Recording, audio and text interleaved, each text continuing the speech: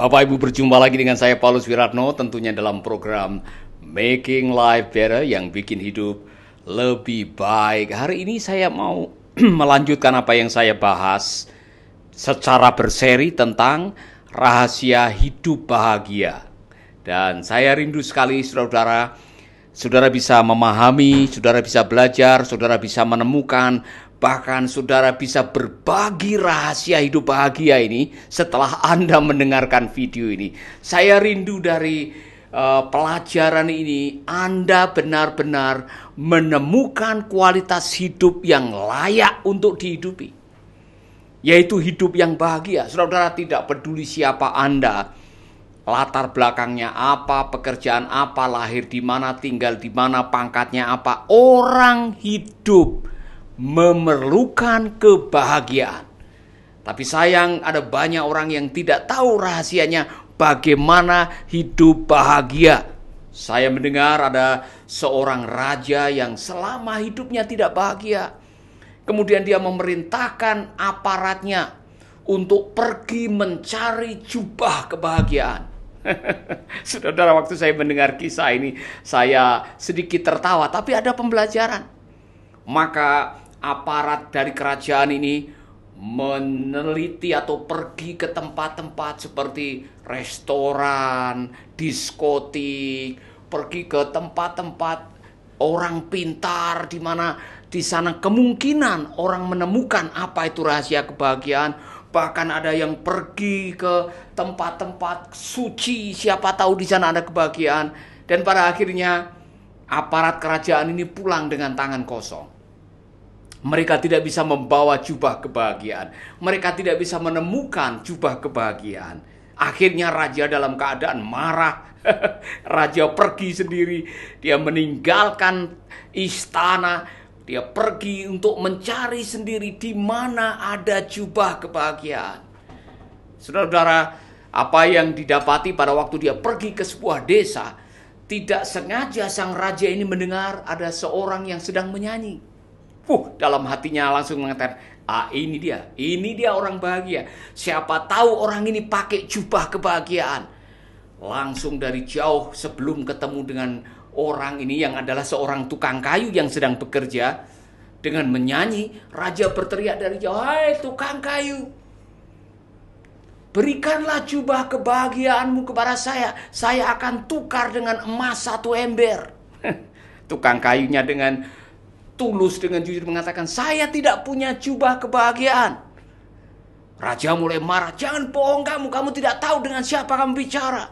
Kamu sedang bicara dengan raja. Saya akan ganti dengan emas. Berapapun yang kamu minta, berikanlah jubah kebahagiaan." Sambil berjalan, pada akhirnya raja ketemu dengan tukang kayu. Dan betapa kagetnya sang raja, oleh karena apa? Ternyata tukang kayu ini tidak pakai baju, tidak pakai jubah. Kemudian tukang kayu memberikan sebuah rahasia. Apa yang membuat saya bisa menyanyi? Karena di dalam hati saya ada sukacita. Jadi sukacita itu bukan sesuatu yang ada di luar, bukan sesuatu yang datang dari luar, bukan karena jubah, tetapi di dalam hati ada sikap hidup, ada pilihan pola pikir, ada pilihan kehendak. Karena kebahagiaan tidak ditemukan. Dengar baik-baik saudara. Yang namanya kebahagiaan tidak ditemukan. Seperti orang mencari sesuatu. Di mana kebahagiaan? Di mana kebahagiaan? Di mana kebahagiaan? Kebahagiaan tidak ditemukan. Kebahagiaan itu diciptakan. Amin. Saya mau pastikan kepada saudara-saudara, jangan sampai saudara kecewa ke sana kemari mencari kebahagiaan dan saudara tidak akan pernah menemukan kebahagiaan karena kebahagiaan tidak ditemukan. Kebahagiaan itu diciptakan. Persoalannya adalah apa yang bisa menciptakan kebahagiaan? Saudara pasti akan bertanya, "Pak, apa yang bisa menciptakan kebahagiaan?" Jawabannya adalah kebiasaan atau habit. Dan ternyata kita akan belajar di dalam firman Allah, khususnya dari kitab Filipi, saudara akan menemukan kebiasaan-kebiasaan yang bisa mendatangkan kebahagiaan. Amin. Mari kita akan belajar saudara, Apa kebiasaan yang bisa mendatangkan kebahagiaan? Nomor satu adalah melihat setiap masalah dengan cara pandang Allah. Kalau saudara melihat setiap masalah dengan cara pandangnya Allah, saudara akan menemukan kebahagiaan. Amin. Ini contoh saudara-saudara, Rasul Paulus pernah mengatakan, aku menghendaki saudara-saudara, supaya kamu tahu bahwa apa yang terjadi atasku, ini justru telah menyebabkan kemajuan Injil. Sehingga telah jelas bagi seluruh istana dan semua orang lain bahwa aku dipenjarakan karena Kristus. Dengar baik-baik, di dalam teks ini Rasul Paulus sedang dipenjara di Filipi. Dan bahkan dia dipenjara oleh karena mungkin fitnah atau dipenjara karena memberitakan nama Yesus. Saudara-saudara, Rasul Paulus mengatakan kepada semua jemaat di Filipi, no problem. Saya dipenjara bukan tanpa maksud. Saya dipenjara di sini justru saya bisa memberitakan Injil kepada para pengawal, kepada para prajurit, kepada penjaga penjara, bahkan kepada keluarga istana. Jadi saya tahu di balik semua yang sedang saya alami, saya melihat ada rencana Allah yang Tuhan sedang lakukan di dalam kehidupan saya dan melalui kehidupan saya. Luar biasa ini saudara-saudara. Ketika saudara bisa melihat masalah dengan kacamata Allah atau dari kacamata ilahi, saudara akan menemukan bahwa segala sesuatu yang Tuhan izinkan terjadi itu ada di dalam rencana Allah. Ketika kita melihat masalah dengan kacamata Allah, dengan kebenaran firman Tuhan untuk meneropong kenyataan, saudara bisa tersenyum. Saudara bisa mengatakan, saya tahu sekarang bahwa Tuhan turut bekerja sama untuk mendatangkan kebaikan. Pada akhirnya, setiap masalah yang saudara hadapi, kalau saudara melihatnya dengan kacamata Allah, tidak ada yang sia-sia dalam hidup ini. Tidak ada sia-sia yang kita lewati pergumulan masalah. Itu semua adalah bagian daripada rencana Allah untuk membentuk karakter Anda. Nah, ketika kita menyadari bahwa masalah, persoalan, pergumulan diizinkan untuk membentuk karakter kita supaya kita menjadi seperti Yesus. Pada waktu masalah datang, kita bisa tersenyum dan mengatakan, selamat datang masalah, selamat datang pergumulan, dan kita masih tetap bahagia. Kita masih tetap bersuka cita karena kita tahu untuk apa masalah itu diizinkan. Maka Yakobus benar, saudara-saudara. Yakobus pasal 1 itu benar. Anggaplah sebagai kebahagiaan, saudara-saudara, waktu kamu diizinkan menghadapi berbagai-bagai cobaan. Maksudnya apa? Maksudnya supaya kamu menjadi tabah. Sehingga waktu kamu tabah, kamu mendapatkan hikmah. Dan hikmah itulah yang akan kamu pakai untuk menyelesaikan masalah demi masalah demi masalah. Haleluya. Saudara-saudara, saya kalau mau jujur, saya juga punya masalah, punya pergumulan seperti saudara-saudara. Tetapi saya mencoba setiap kali ada masalah, setiap kali ada pergumulan, saya mau meneropong pergumulan dan masalah dengan kacamata kebenaran firman. Kalau Tuhan mengatakan kita tahu sekarang bahwa Tuhan turut bekerja sama untuk mendatangkan kebaikan, yang dicari adalah kebaikan apa? Kebaikan Tuhan yang Tuhan izinkan lewat atau izinkan terjadi melalui persoalan hidup kita. Amin. Saudara-saudara, kita semua pernah menghadapi masalah. Ini contoh. Saya pernah bermasalah atau menghadapi masalah yang sangat serius karena pesawat yang harusnya saya tumpangi hari Senin dari Amsterdam ke Bali itu tiba-tiba di-cancel. Ini contoh, saudara-saudara. Padahal hari Rebo saya harus ada di Bali karena ada seminar yang saya harus sampaikan. Jadi pesawat yang waktu itu saya naik Garuda, pimpinan atau manajernya mengatakan mohon maaf karena kerusakan mesin, maka Garuda tidak bisa terbang hari Senin, Garuda akan terbang hari Rabu. Saya marah, saudara-saudara, istri saya juga marah, tidak bisa. Kami harus dicarikan tiket supaya kami bisa terbang dan bisa tiba hari Rabu. di Denpasar. Oh, saudara-saudara, ternyata dari pihak manajemen mencarikan tiket buat saya dengan istri, dan pada akhirnya kami mendapatkan tiket yang baru. Kami tidak jadi naik Garuda, tapi naik Singapore Airlines. Betapa terkejutnya saya, saudara-saudara. Waktu kami boarding, ternyata saya tempat duduknya di kelas utama, kelas bisnis, yang seperti tempat tidur sendiri. Saudara-saudara, betapa luar biasanya pengalaman itu. Ternyata Tuhan turut bekerja sama. Setelah saya 1 minggu pelayanan di Belanda, capek, Tuhan punya rencana. Kami ditempatkan di sebuah pesawat di mana kami dapat first class dan dapat tidur dengan nyenyak selama 12 jam dalam perjalanan dari Belanda menuju Denpasar. Saudara-saudara, terkadang kesulitan-kesulitan Tuhan izinkan karena Tuhan punya maksud. Maka kalau Anda ingin terus bahagia dalam menghadapi kesulitan, lihatlah kesulitan, tantangan, pergumulan dengan kacamata kebenaran firman. Haleluya. Ketika saudara melihat kesulitan, tantangan dengan kacamata firman, artinya Anda sedang mengizinkan firman Tuhan menerjemahkan, firman Tuhan mengartikan, firman Tuhan menafsirkan kenyataan. Ketika firman diizinkan untuk menafsirkan kenyataan, saudara-saudara akan mendapatkan kekuatan dari dalam. Seperti Rasul Paulus, tidak apa-apa aku di penjara, tidak apa-apa aku dirantai di sini, tetapi yang saya tahu Allah punya rencana. Melalui penjara ini, saya bisa memberitakan firman kepada keluarga istana. Amin, saudaraku. Jadi kebiasaan yang harus saudara miliki adalah tafsirkanlah kenyataan, kesulitan, pergumulan dengan kebenaran firman. Kebiasaan yang berikutnya, tidak membiarkan orang lain mengontrol sikap Anda. Saudara-saudara, jangan biarkan orang lain mengontrol sikap hidup Anda.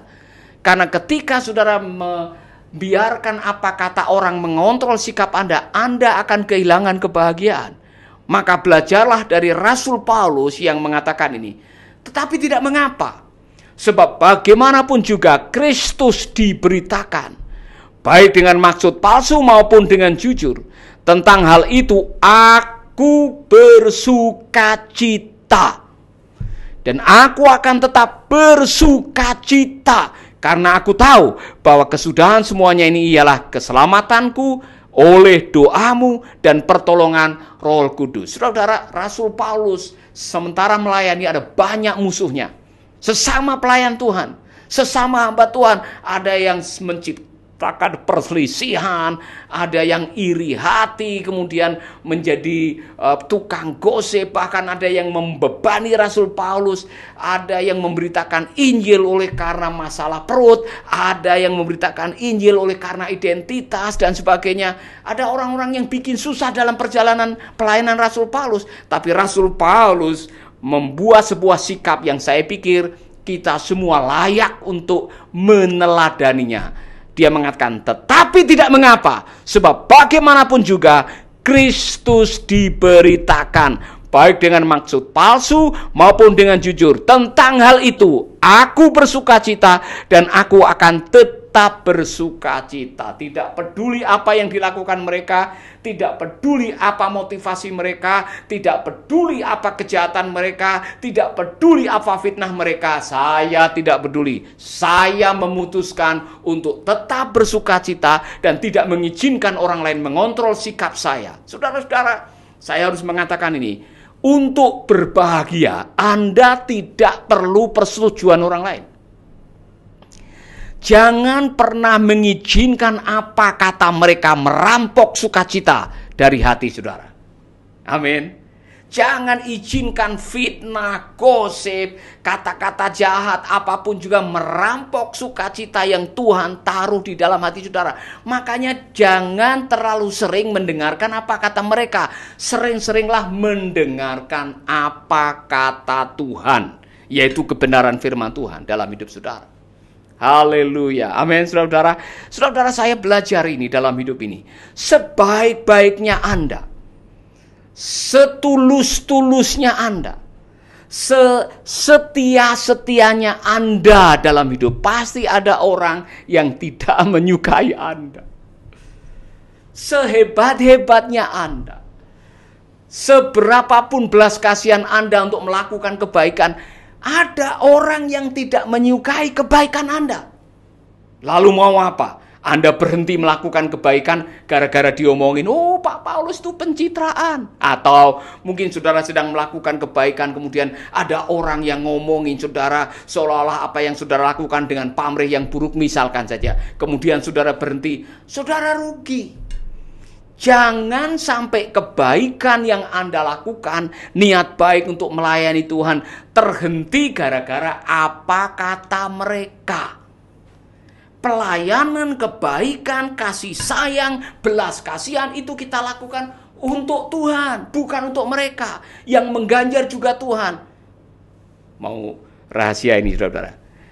Kalau saya mendengar kata mereka, orang-orang yang tidak suka dengan saya, mungkin saya sudah berhenti dari dulu tidak melayani Tuhan. Mungkin saya berhenti dari dulu tidak membuat panti asuhan. Mungkin saya berhenti dari dulu tidak melakukan pelayanan-pelayanan untuk orang-orang yang memerlukan. Tetapi saya tidak mau mendengar kata mereka.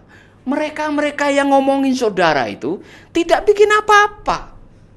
Tidak berpengaruh apa-apa buat saudara. Maka jangan sampai Anda membiarkan sukacitamu hilang gara-gara apa kata mereka. Jangan biarkan apa kata orang mendikte kelakuan saudara.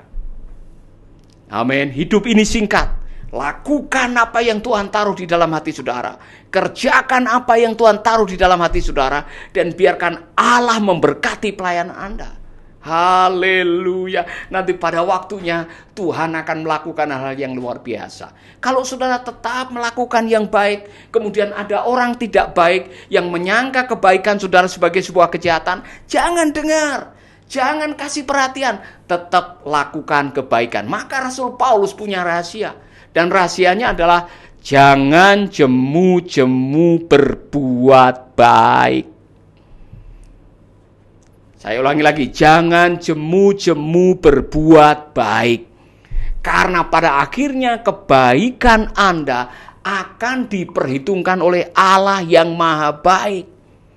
Jangan sampai kebaikanmu terhenti gara-gara omongan orang. Kalau saudara mau hidup bahagia, jangan izinkan apa kata orang mengontrol sikap Anda. Rasul Paulus memutuskan, tidak peduli apa kata mereka, aku akan tetap bersukacita. Bisakah saudara tetap bersukacita ketika Anda digosipin orang? Bisakah Anda tetap bersukacita ketika ada orang-orang melawan, memusuhi saudara? Bisakah Anda tetap bersukacita ketika ada orang-orang yang menggosipkan dan bahkan menjaili, menzolimi saudara? Buatlah keputusan dari sekarang. Seperti Rasul Paulus. Tidak peduli apa yang mereka lakukan. Itu urusan mereka masing-masing. Urusan saya adalah dengan Tuhan. Dengan panggilan, dengan hati nurani. Dan dengan apa yang saya bisa lakukan. Haleluya. Amin, saudara-saudara. Saya suka dengan ini. Dan saya harap saudara bisa kembali mengingat apa yang Rasul Paulus katakan tadi. Saudara-saudara.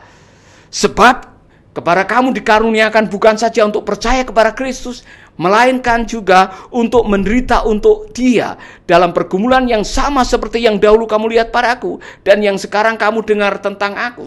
Rasul Paulus meneguhkan kepada jemaat, no problem. Apa kata mereka? Saya tahu kalau toh saya harus menderita oleh karena melayani Kristus, itu adalah kasih karunia. Itu karunia yang Tuhan berikan. Jadi saya tidak akan berhenti melayani Tuhan gara-gara apa kata mereka.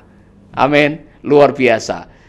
Saudara-saudara, itu kebiasaan yang tadi saya katakan, tidak membiarkan orang lain mengontrol sikap Anda. Yang berikutnya, kalau saudara ingin bahagia, percaya pada Allah dalam segala keadaan. Ketika Anda diizinkan menghadapi segala sesuatu yang sulit, tetaplah percaya kepada Tuhan.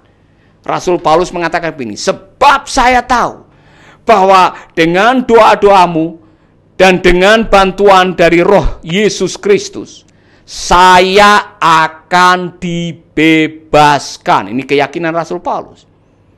Yang saya sangat inginkan dan harapkan ialah supaya jangan sekali-kali saya gagal dalam tugas saya. Sebaliknya, saya berharap supaya setiap saat, terutama sekali sekarang, saya dapat bersikap berani, sehingga dengan segenap jiwa raga saya, baik saya hidup atau saya mati, Kristus dimuliakan. Dalam segala sesuatu yang sedang terjadi dalam hidup saudara, ingat baik-baik, Allah bisa dimuliakan melalui pergumulan dan penderitaan yang saudara alami. Kenapa? Karena dengan melihat Rasul Paulus menjadi kuat di tengah penjara, maka jemaat yang lain dikuatkan imannya. Maka orang-orang lain yang melihat kehidupan Rasul Paulus, mereka diberkati. Mereka mendapatkan dorongan secara spiritual. Saudara-saudara, Rasul Paulus mengatakan, apapun juga yang terjadi, saya akan tetap setia kepada Kristus karena saya tahu melalui penderitaan, melalui kesulitan, Yesus dimuliakan. Ini cara pandang lagi. Mengapa Allah mengizinkan Anda menghadapi kesulitan? Mengapa Allah mengizinkan Anda menghadapi masalah? Karena Allah ingin kesaksian hidupmu menjadi berkat bagi orang lain.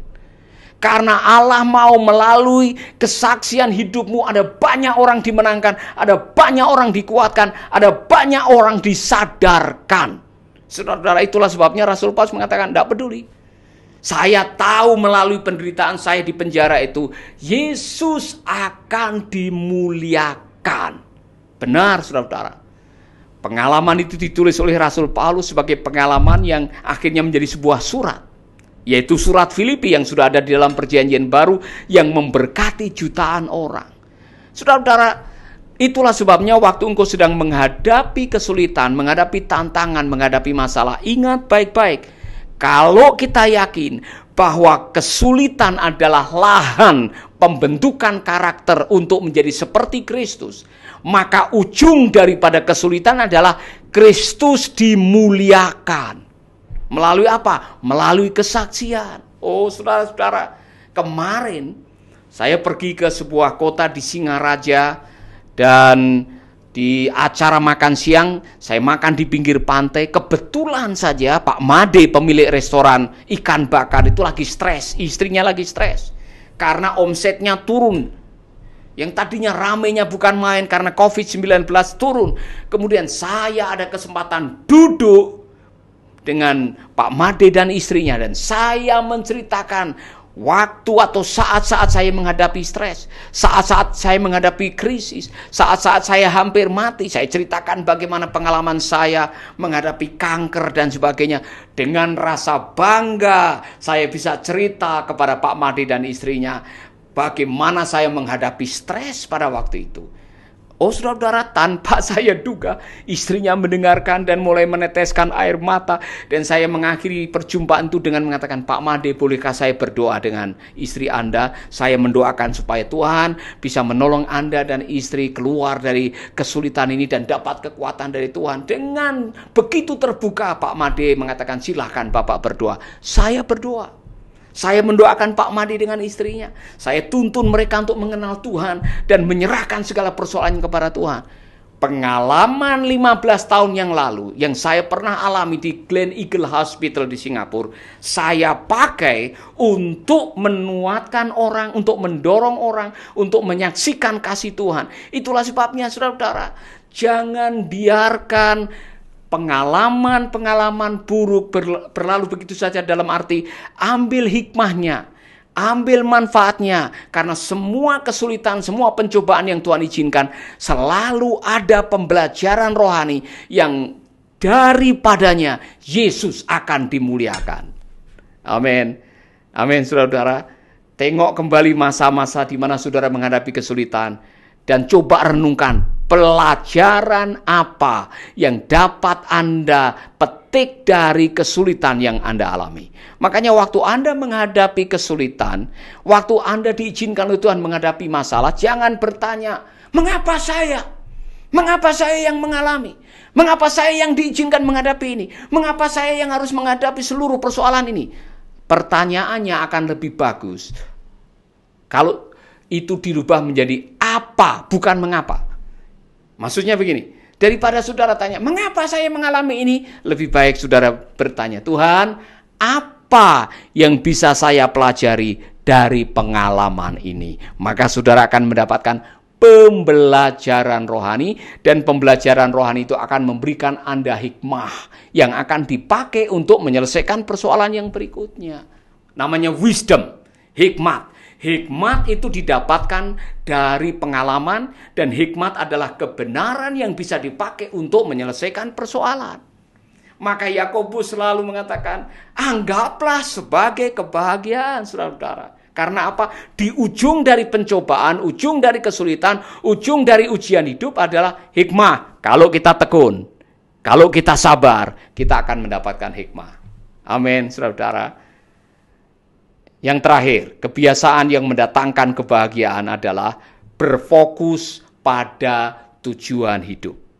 Berfokus pada tujuan hidup. Saudara-saudara, ketika engkau berfokus kepada tujuan hidup saudara, apapun persoalan yang Anda sedang hadapi, Anda tidak akan terganggu, Anda tidak akan mudah putus asa, Anda tidak akan mundur, bahkan Anda akan terus maju apapun yang terjadi. Saudara bisa mengatakan seperti Rasul Paulus, karena bagi saya, tujuan hidup saya hanyalah Kristus, dan mati berarti untung. Dalam terjemahan yang lain dikatakan, sebab bagiku hidup adalah Kristus dan mati adalah sebuah keuntungan. Amin. Itu artinya dalam segala situasi, belajarlah untuk berfokus. Apa sih tujuan hidup saudara? Ketika saudara berfokus kepada tujuan hidup, saudara tidak pusing dengan hal-hal kecil yang terjadi dalam perjalanan hidup. Amin.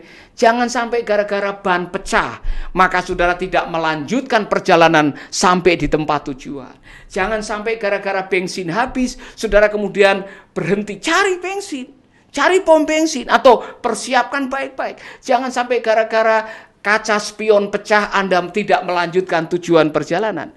Hal-hal kecil yang terjadi dalam perjalanan hidup kita jangan sampai membelokkan arah perjalanan sehingga tidak sampai di tempat tujuan. Itu maksudnya. Amin. Saya selalu mengatakan ini. Kalau hanya masalah resleting, celana yang rusak, jangan sampai saudara lepas celana kemudian jalan telanjang. Saya ulangi lagi. Saudara pernah mengalami masalah ini di mana saudara tiba-tiba resleting celana saudara rusak? Kan masih bisa diakali, saudara. Jangan sampai gara-gara sabuknya putus kemudian saudara lepas celana kemudian jalan telanjang. Anda masih bisa pakai tali rafia atau pakai cara yang lain untuk bisa tetap pakai celana. Jangan gara-gara masalah kecil Anda mengorbankan hal-hal yang besar. Jangan sampai masalah yang sepele Anda mengorbankan tujuan hidupmu yang mulia yang sudah direncanakan oleh Tuhan dalam kehidupan saudara. Rasul Paulus mengatakan, bagiku hidup adalah Kristus, mati adalah sebuah keuntungan. Dan dia mengatakan ada banyak pergumulan, ada banyak tantangan, ada banyak masalah dalam perjalanan. Oh saudara-saudara, Rasul Paulus punya banyak pengalaman buruk, tetapi dia tidak berfokus kepada pengalaman buruknya. Dia pernah berapa kali karam kapal, bahaya kelaparan, bahaya penyamun, digebuki berapa kali karena memberitakan Injil, difitnah, masuk penjara berkali-kali. Saudara-saudara, Rasul Paulus tidak berfokus kepada hal-hal itu. Dia tetap berfokus, bagiku hidup adalah memuliakan Kristus, dan kalau saya mati itu adalah sebuah keuntungan. Amin. Jadi saya mau kasih tahu kepada saudara-saudara, kebiasaan yang keempat ini sangat penting sekali, saudara-saudara. Belajarlah dalam hidup ini selalu berfokus kepada panggilan hidup saudara, berfokus kepada apa yang besar, berfokus kepada apa yang kekal, berfokus kepada apa yang benar, sehingga ketika kita diizinkan menghadapi kesulitan demi kesulitan demi kesulitan, kita tidak akan berhenti, kecewa, bahkan mundur gara-gara kesulitan. Terus maju, terus bergerak, menjalani panggilan hidup saudara sampai di titik akhir. Sehingga saudara bisa mengatakan kepada jemaat saudara, kepada dirimu sendiri, aku telah melupakan apa yang di belakang. Dan mengarahkan pandangan ke depan. Dan berlari-lari kepada tujuan. Tujuan yang sudah Tuhan siapkan. Tujuan yang begitu mulia. Saudara-saudara, Saya belajar dalam hidup ini, kalau saya mendengar kata orang, kalau saya memperhatikan kesulitan yang saya hadapi, kemudian saya mundur, saya sudah mundur dari dulu. Saya datang di Bali ini sebagai seorang pengungsi 20 tahun yang lalu, tidak punya apa-apa. Tidak ada gaji, tidak ada rumah, tidak ada apa-apa. Saya hanya bermodal keyakinan bahwa apa yang Tuhan sudah taruh, pasti Tuhan akan melanjutkannya. Karena Tuhan yang memulai, Tuhan yang akan menyempurnakan. Saudara-saudara, saya punya kerinduan punya radio. Sudah lama sekali saya pengen punya stasiun radio, tapi sayang orang yang pasang radio di sekolah KT-KT itu dibunuh dalam kerusuhan. Kalau saya berhenti gara-gara itu, maka sekarang tidak akan diberkati Tuhan dengan 50 stasiun radio. Apa artinya? Jangan gara-gara hal sepele, hal-hal kecil, Anda terhenti melakukan tujuan panggilanmu. Jalani saja, kesulitan adalah bagian daripada perjalanan mencapai keberhasilan. Jangan takut kesulitan, jangan takut kegagalan, karena kesulitan dan kegagalan adalah teman keberhasilan. Dengar baik-baik. Jangan takut kesulitan, jangan takut kegagalan, jangan takut permusuhan. Semuanya itu diizinkan Tuhan terjadi untuk membuat Anda tetap teguh pada visi yang Tuhan berikan. Dan pada akhirnya Tuhan akan menolong saudara untuk mencapai keberhasilan saudara-saudara. Haleluya. Saudara-saudara, kebahagiaan adalah pilihan kebiasaan. Berfokuslah kepada apa yang besar. Dan jangan waktu, tenaga saudara habis untuk hal-hal yang kecil di dalam hidup ini. Amin, saudara-saudara. Saya tidak tahu situasi saudara, tapi kalau hari ini saat saudara menonton ini dan saudara mengatakan, Pak Paulus, saya sudah lama kehilangan kebahagiaan, saya lama kehilangan sukacita, saya sudah berkali-kali berusaha tapi selalu gagal. Dengar baik-baik. Kebahagiaan adalah pilihan kebiasaan, produk dari kebiasaan. Kebiasaan apa? Kebiasaan untuk melihat setiap masalah dengan cara pandang Allah. Yang kedua, kebiasaan tidak membiarkan orang lain mengontrol sikap Anda. Yang ketiga, saudara-saudara, percaya pada Allah dalam segala keadaan, dalam situasi apapun juga. Pilihlah untuk tetap bersukacita. Dan berikutnya, berfokus pada tujuan hidup, dan jangan sampai energi, waktu, tenaga, saudara, pikiran habis untuk hal-hal yang kecil. Masih ada hal yang besar yang Tuhan siapkan dalam hidup saudara. Nah, sementara saudara mendengarkan ini, saudara mengatakan, Pak Paulus, saya pengen itu. Saya pengen pilihan-pilihan seperti itu menjadi bagian dalam hidup saya. Saya mau bahagia apapun yang terjadi. Saya mau hidup dalam sukacita. Saya mau mencapai rencana Allah. Saya mau menjadi maksimal dalam panggilan. Taruh tangan kanan di dada saudara, dan saya akan mengajak saudara berdoa dan membiarkan Allah bekerja dalam hidup saudara. Amin. Kalau saudara adalah orangnya dan saudara didoakan, taruh tangan di dada, berdoa bersama-sama dengan saya. Izinkan Tuhan bekerja dalam hidup saudara. Amin.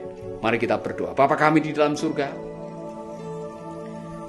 kami berdoa buat sahabat-sahabat kami yang sedang menonton, mendengarkan video ini, agar apa yang kami dengar menjadi pewahyuan, apa yang kami dengar menjadi rema, kebenaran yang akan terus menolong kami untuk menjadi maksimal, tetap bersukacita, dan membiasakan diri untuk terus berfokus kepada Tuhan, untuk melihat setiap persoalan dengan kebenaran firman.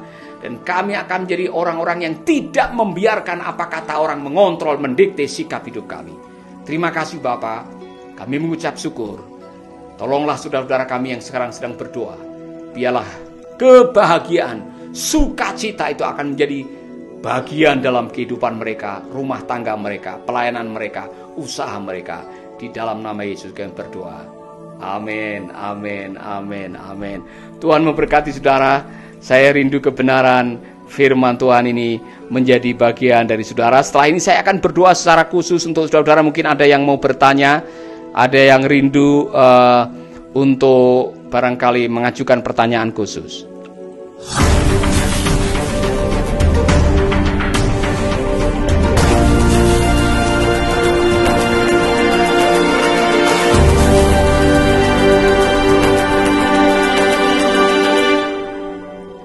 Luar biasa, saudara-saudara, saya senang sekali ada banyak yang bergabung. Sahabat saya Pak Yefta dari Biak dari Papua. Pak Yefta, selamat bergabung Pak. Ada beberapa di antara saudara yang Ibu Olvi juga yang selalu bergabung. Since, Ibu Since, luar biasa yang sudah bergabung mengamenkan. Oki Dorcas ya. Terima kasih Pak Pendeta yang sudah menguatkan kami pagi ini lewat sharing bikin hidup lebih baik. Ibu, saya berdoa supaya firman Tuhan pagi ini menjadi sebuah pewahyuan bagi kita semuanya. Sahabat Pak Pendeta Yusuf Heri yang sudah bergabung dari Magetan juga. Terima kasih Pak, luar biasa. Ada Pak Pendeta Raymond, benar, karena itu orang Manado bilang, jangan dengar kata firman atau orang sekitar kita, tapi dengar kata firman. Amin. Nah, ini para hamba Tuhan terutama saudara yang melayani Tuhan, jangan biarkan apa kata orang mendikte kelakuan saudara. Izinkan kata Tuhan. Karena kalau saudara mengizinkan apa kata orang merampok sukacita dalam hidup Anda akan rugi sekali. Maka belajarlah untuk hidup setia dengan kebenaran firman. Amin. Amin, saudara.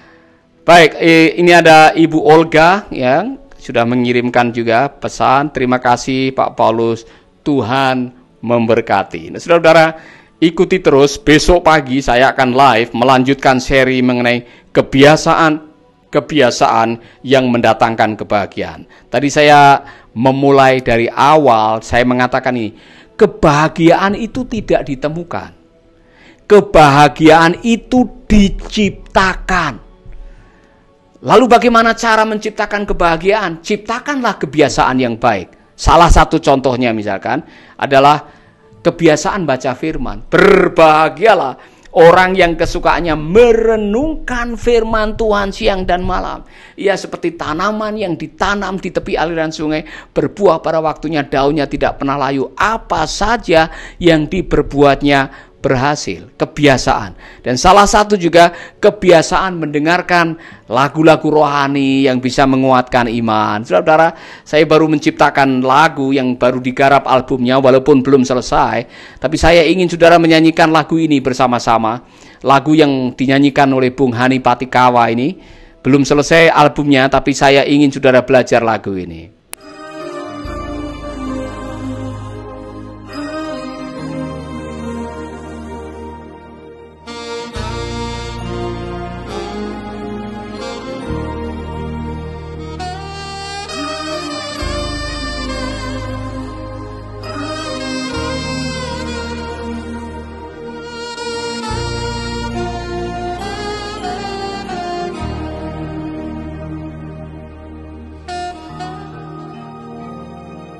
Sungguh besar kasih setiamu, setiap hari selalu baru.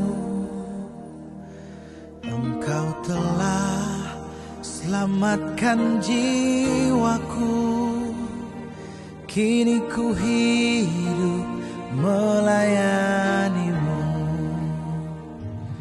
Haleluya,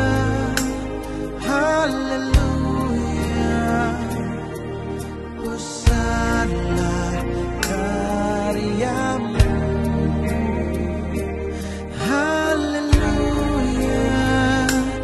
haleluya, mulialah namamu. Sungguh ajaib kuasamu, tersedia sepanjang waktu. Engkau telah sembuhkan sakitku, tiada yang mustahil bagimu. Oh haleluya, besarlah karyamu. Oh haleluya,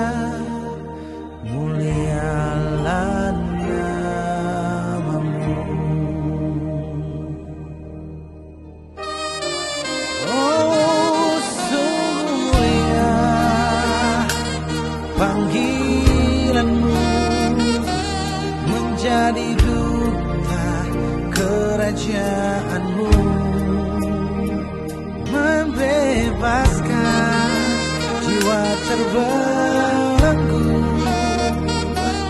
melayani seumur hidupku. Haleluya, haleluya, besarlah karyamu.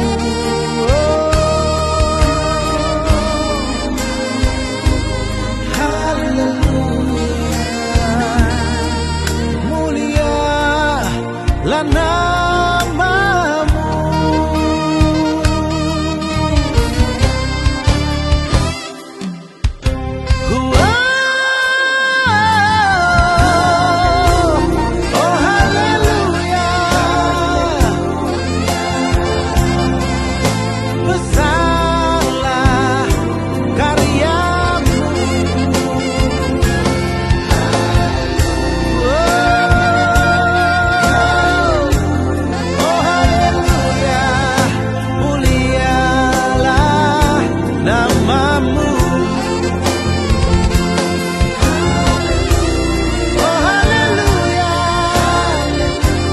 Oh haleluya, besarlah karyamu.